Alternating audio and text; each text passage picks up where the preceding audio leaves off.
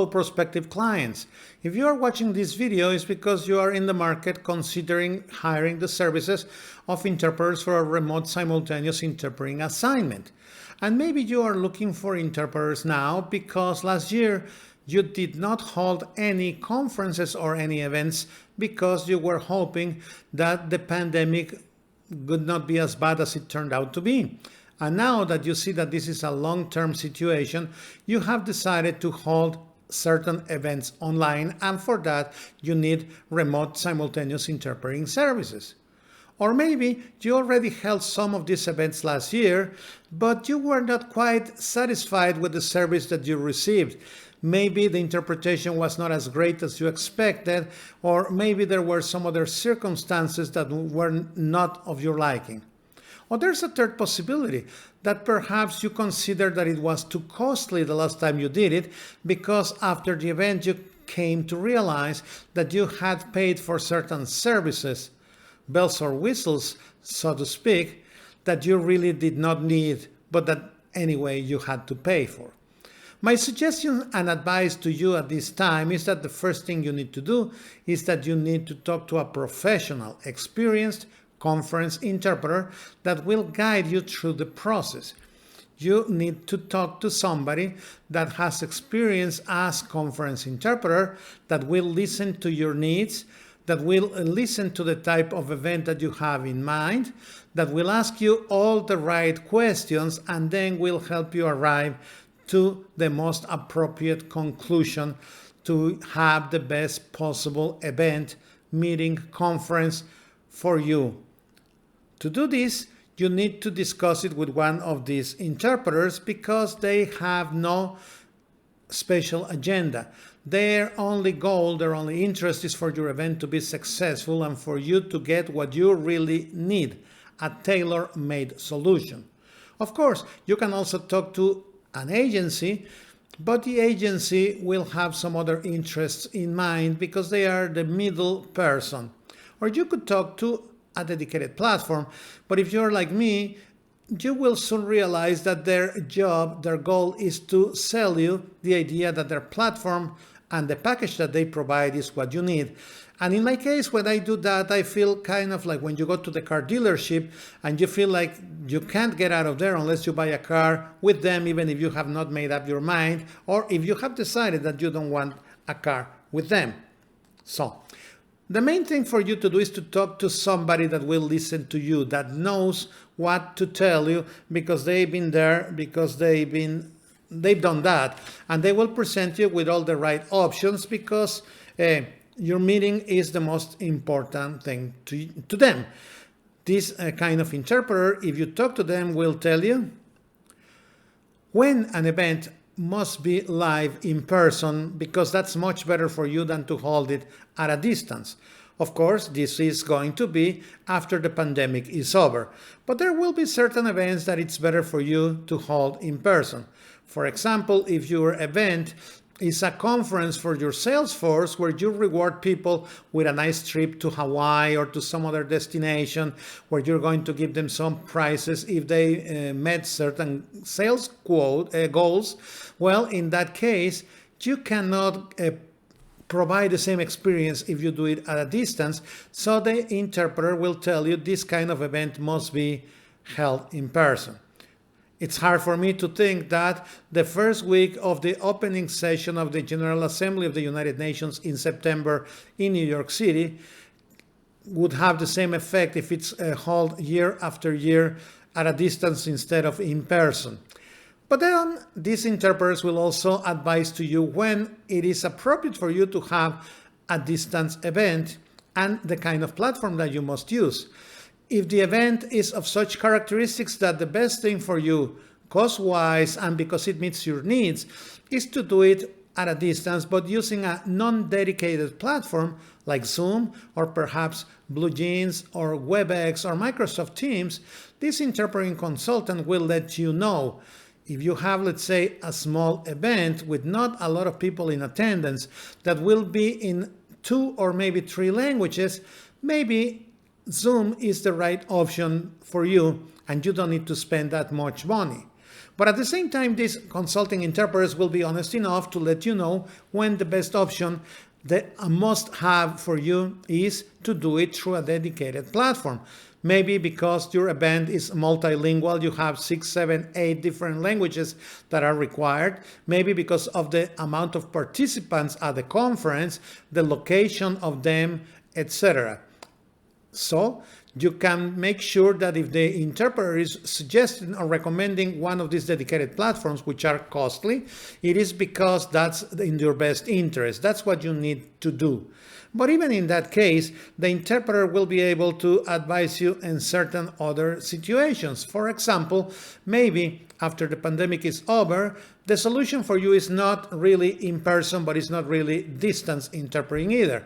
Maybe they will suggest that your meeting be held in a hybrid fashion, which means some of your participants and attendees will be physically at the venue, and they will be getting interpreting services there, but some others might just attend or appear from their own home countries or towns, maybe because it's too costly to travel from where they are to where the meeting is, and maybe the meeting is too short to justify a trip that long, or maybe because these people are in countries that you do business with, but these countries, the citizens of these countries cannot get a visa to come to the country where the event is going to be held at. So it's very important to keep this other option in mind, and the interpreter will gladly advise you without telling you you must do one or the other, but go to one happy middle term.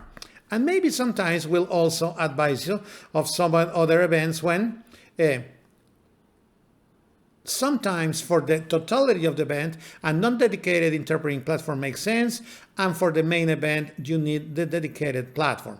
For example, you're going to have a big conference, and the interpreter will tell you for that you need the big platform, the dedicated platform, but you're going to have before that 3, 4, 5 planning meetings where the planning committee is going to get together, and the planning committee is just 10, 15, 20 people, and all you need is interpreting in 2, maybe 3 languages.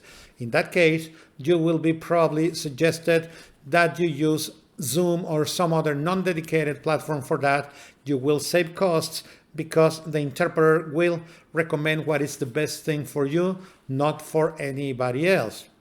Also, during the pandemic, the interpreter that you talk to, if we are talking to one of the interpreters that I am describing here, will have the needed infrastructure to provide interpreting services from home. You don't have to worry about that. That's what we are all doing at this time.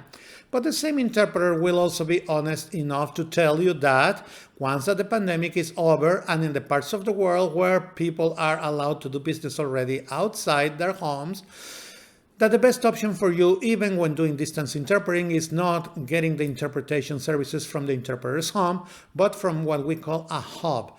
And they will suggest to you to do this from a hub that is a central place in the town where the interpreters live, where the interpreters go and get together and interpret there for an event that could be happening in a different country, in a different town, even a different continent. They will suggest you to use an independent hub, that is one of those hubs where the interpreters can go there to provide their services from a setting that is similar to being in an in-person venue, but at the same time is an independent hub where the interpreters can suggest and you can approve the right platform for you to use from that hub. You see, there are some hubs that are tied, that are linked to a specific platform, and in those hubs you will not be allowed to, let's say, hold certain meetings on Zoom, certain meetings on Blue Jeans, and then meetings of other kind in 2 or 3 different platforms, all from the same venue. Also, the interpreters will be able to tell you that if there is not a hub at the place where the interpreters live, or maybe these independent hubs don't exist there for any other reason, they will advise you to maybe go with what is called a temporary hub. That is a hub that can be created just for your event at the site where most interpreters live or all interpreters live, so that from there they can work a distance event, not having to travel all the way to the country of the venue, but doing it from a temporary hub where the interpreters are located at physically. Sometimes they may even suggest the use of a mini hub. A mini hub being interpreting from one of the interpreters' home that has a studio large enough for 2 or 3 interpreters to assemble there, and from their work all together in the same place, in the same booth, but without having to travel to the place of the event. This can also happen because these interpreters have the infrastructure, they have the knowledge and know-how to do it from there. They will be able to suggest the appropriate platform, whether it's a dedicated or a non-dedicated interpreting platform. And they do this because all they care about is your success and your cost-effective, successful event. Maybe the interpreters sometimes will also tell you that in this case, what you need is the in-person event, and they will be able to suggest to you some equipment providers, some tech support. They will put you in touch with those people, and you will decide if you want to go with them or not. On the other hand, you might already have your tech team, and they will work with the tech team that you already have. And even if you have built-in booths in your infrastructure, in your company, in your university, or whatever the event will take place at, they will work and collaborate with the people in your staff that do this. You see, if you go directly to the platforms will not have only your best interest in mind. There's nothing wrong with the platforms, there's nothing wrong with the agencies. There is a market for everybody, but this is really a matter of what you want, what you decide is the best for you. And these interpreters that have no middleman will be cost effective and also will be honest as far as what you need to do and you need to get. If you work with the interpreters, you will deal with somebody that is knowledgeable, even if you need a multilingual event. For that type of event, these interpreters, they have been working for many years with other colleagues in other language combinations, and they can vouch for the professionalism of these individuals. And also, they have worked with them in distance interpreting settings, so they know that they will know what to do. Sometimes dealing with agencies or with platforms, you will be talking to somebody that is never interpreted, to somebody from the sales force of that company, or maybe some clerical staff. And even people that will represent themselves as interpreters, when in reality, even though they might be interpreters, they have been community interpreters and not really conference interpreters, even though they might probably call conference settings to some arrangements where they have interpreted a community event with portable equipment on a tabletop setting, but not from a booth. So these are all things that you have to consider. Of course, it's your decision. If you go with a platform, maybe you will have a good result, but you will not be in charge of selecting the interpreting team. So if that's okay with you, then go for it. Sometimes some of the interpreters that work with the platforms are top grade, and you might end up with great interpreters, but maybe you will end up with great interpreters in certain language combinations and not so great in some others. So if being in charge of who interprets your event is not a priority to you, maybe the platforms are a good option in this case. On the other hand, maybe an agency is good for you if all you care about is to have the accessibility label for your event, but in reality, it's not a top priority. The message is getting across, or the image that you're projecting based on the quality of the interpreting provided at the event. These interpreters that I'm talking about will also be interpreters operating from places where not just the interpreter has the right studio to interpret, but also from countries and from cities where the infrastructure will guarantee you a safe event that will come to a happy ending. Sometimes if you work with an agency or a platform, the interpreters might be top-notch, they might have very good equipment at home, but the infrastructure in their country might be such that you will be subject to electrical power failures, or maybe the bandwidth of the internet will not be the appropriate, or the internet speed is not the right one, or the connectivity will be an issue, and you will be dropping off and on constantly during the event. This will not happen if you work directly with one of the interpreters that I had mentioned to you. Again, it is your decision and it's based on your priorities. It's like everything else in life. There are events that are good for agencies and events that are good for direct interpreters, like the ones I am advocating for here. if you need to talk to your fiancé in a foreign country, or if you need to call a hotel because you left your telephone charger in the room and the hotel is in a different country, maybe an agency interpreter will be the right choice for you, because interpreters I'm talking about will not take that kind of an assignment to begin with. It is up to you, it is up to your company, the relevance of the message that you want to drive across and the image that you want to project to the public in general, to your stakeholders, to society. Some people satisfy their need to eat out by going to a fast food place. Some others are very happy going to the family neighborhood restaurant, but some other people really have a different concept of going out to eat, and to them a 3 Michelin star meal is what they really crave. Just like some people drive an economy car and they're happy, and some people just want the Ferrari, the same thing happens here. You have to decide based on your needs what you need. But if you start by talking to an interpreter that is professional and experienced, you will get an honest opinion because there's no hidden agenda. And after that, you can go ahead and decide what to do. At least that's my suggestion. Thank you very much.